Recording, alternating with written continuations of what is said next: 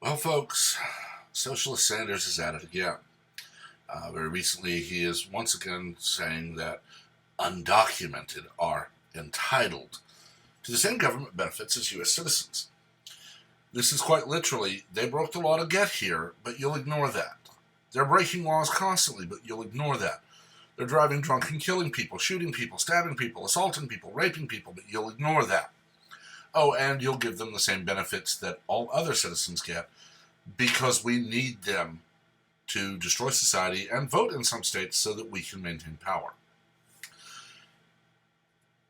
The welfare state is honestly something that should scare the living hell out of anyone.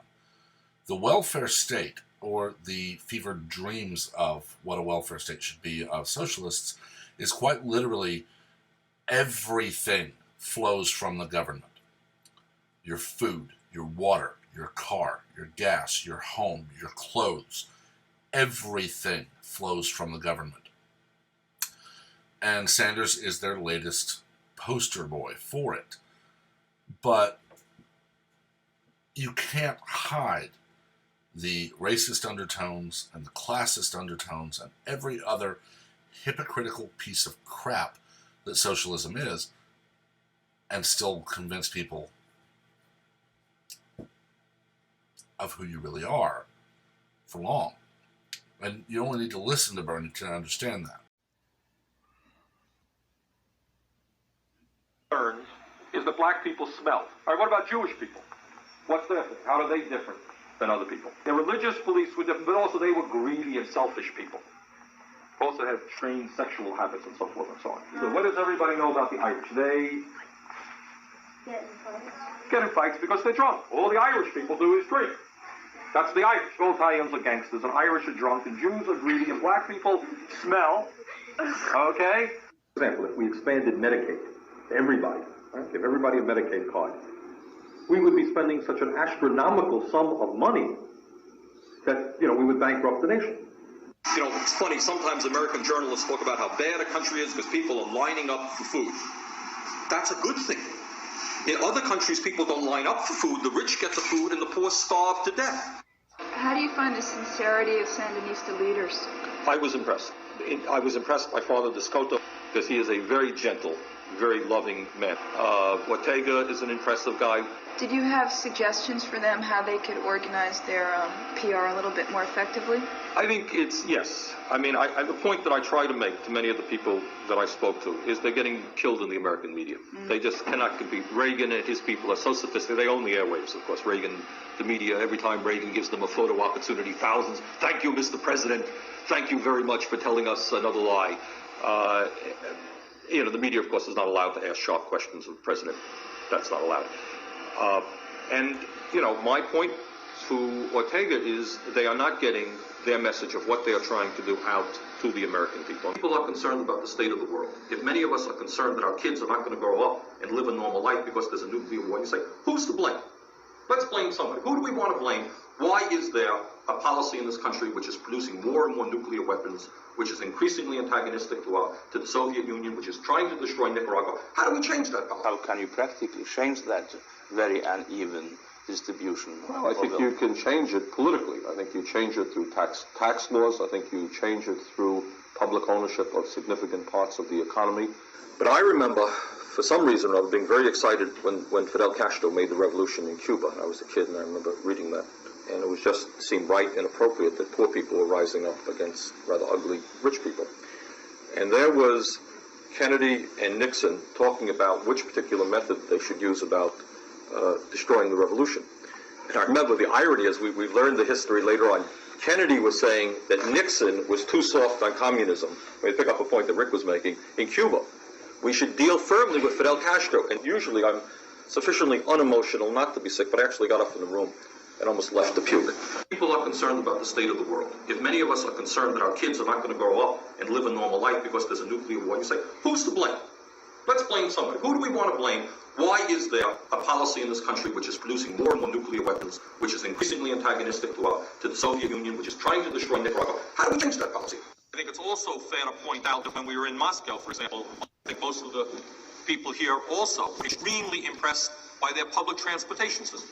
The stations themselves were absolutely beautiful, including many works of art, chandeliers that were beautiful. It was a very, very effective system.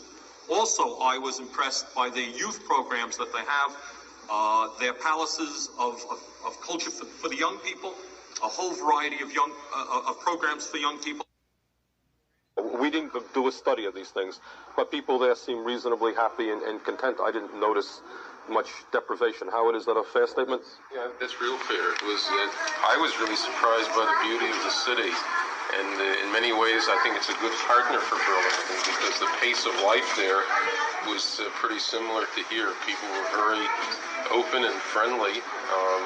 I guess one of the things that surprised me about the Soviet Union in general, all of the cities we were in, was our ability to move around on our own, particularly in Moscow and Leningrad. Most of us broke away from the regular tour and just went off on taxi cabs, subway rides, and we met people, we looked up people who were friends of friends, we visited people in their apartments. Were those visits unsupervised at all? Totally unsupervised. In fact, some of us met with the people who you could really think of as dissidents who were unhappy with life there, and other people who were pretty satisfied. But it was just like moving around in New York or Boston. So you don't believe in the profit motive, free enterprise? If I have a better mousetrap, I make more money. There's something to be said for free enterprise on a local level and the competition. But what we're happening in our society is we don't live in a free enterprise society. You live in a corporate capitalist society where in virtually every single industry you have giant multi-billion-dollar corporations competing, driving the small businessman But let's out. pretend it would work without all that kind of acquisition of power that is unfair and doesn't... Do I believe that the profit motive is fundamental to human nature? The answer is no. I think the spirit of cooperation, that you and I can work together better rather than having to compete against each other and destroy each other. Bernard Sanders, Mayor, Burlington, Vermont.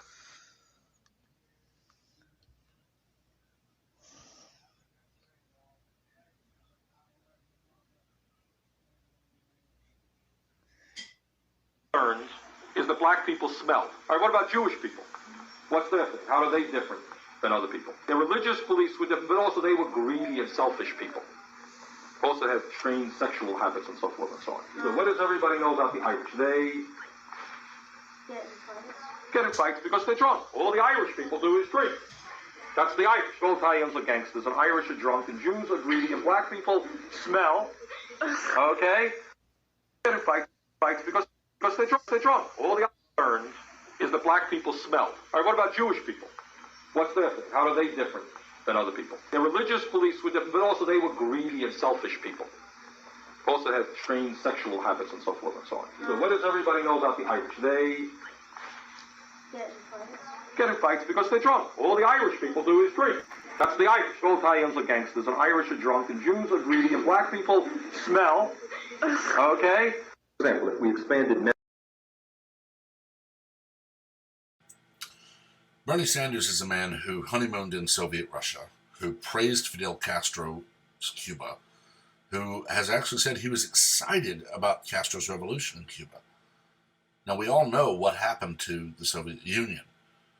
Until it broke apart, people lived in block housing or horrible, horrible conditions elsewhere, worked where they were told, were taxed into poverty, and they stood in line to get government cheese or toilet paper or what have you. Cuba sees countless people every year floating on things that should not be used as a raft to try to get to the U.S. The Cuban people who have made it here and actually made a life for themselves and now provide for themselves and are not socialists speak out against this, but it's never covered.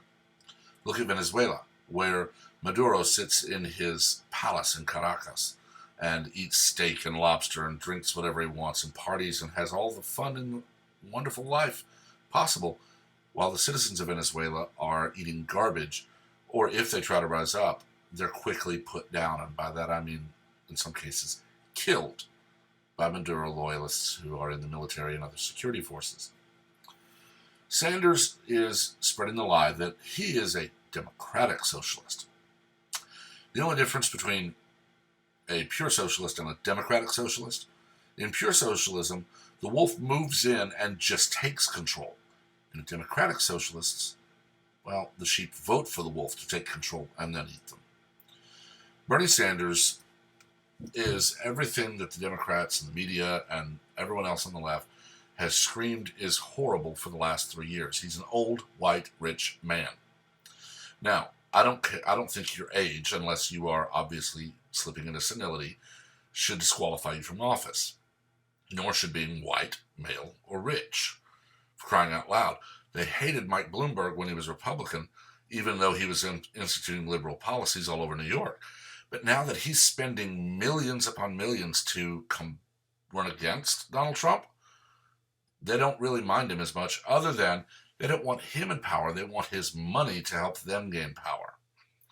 Bernie, who owns multiple homes, I believe he owns a yacht, flies private jets or first class everywhere he goes, fleets of SUVs to take him everywhere, screams at us that we need to give up every luxury possible, and we need to not fly and not drive and don't eat meat and obey everything about his Green New Deal, which is just socialism wrapped up in environmental bullcrap. I can remember hearing stories of Americans in the 70s being told that the oceans would rise by the end of the 80s. That didn't happen. Then it was, we're all going to die in the year 2000 due to the Y2K bug, and the oceans will rise. Didn't happen. Every now and then someone pops up, we've got 6 months, we have to turn around. If we're that close to the end, there is no turnaround, and they know it. They just want money.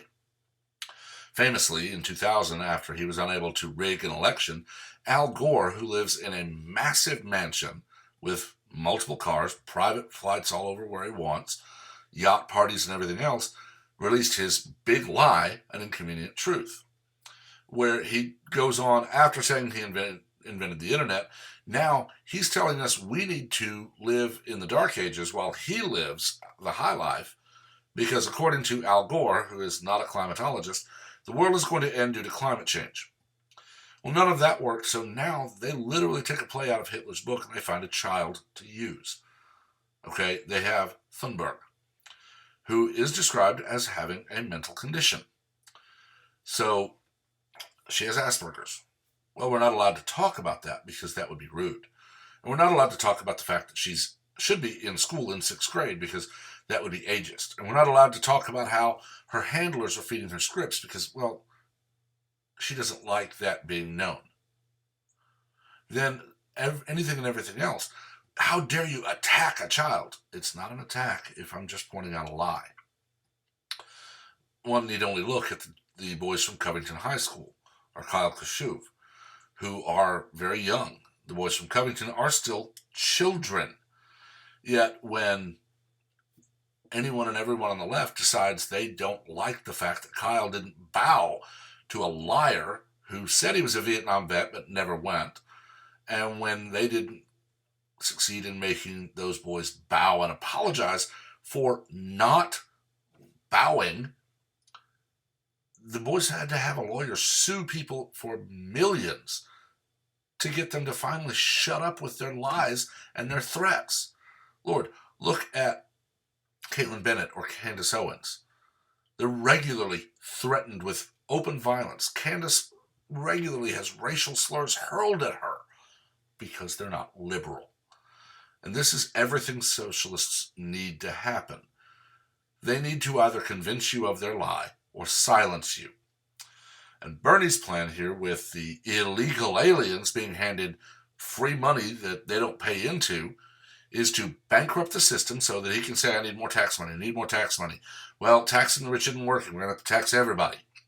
Okay, everybody just 100% tax. We're just going to take everything and we'll give you back what you need. And you won't get a dime. And they can't do this until you're either indoctrinated and believe the lie, or too scared of being killed in the street or beaten in the street to stand up to them. Well, thank you guys for watching. I don't do this full time, as I've said it many times, but I'm trying to make a go of it because I feel like that there's an absence of blunt fact in education, journalism, and so many other aspects of the world. And being a historian, being a certified teacher, and just not being able to teach due to circumstances, I feel like this is a good way for me to basically try to impart knowledge. I do right now, mostly I talk about what's going on in the news because that's really a lot, almost all of our daily life is what's going on in politics and in journalism. But there are other topics I bring up that I want to branch out, and having viewers is what makes that possible. I am still a very small channel, but I would like to be a larger one. So please remember to subscribe. Please remember to turn on notifications and like the video so that others will be able to see what's more popular, basically what you want to share to the world. In the meantime, everyone have a wonderful day and a wonderful rest of your week and month, whatever it may be.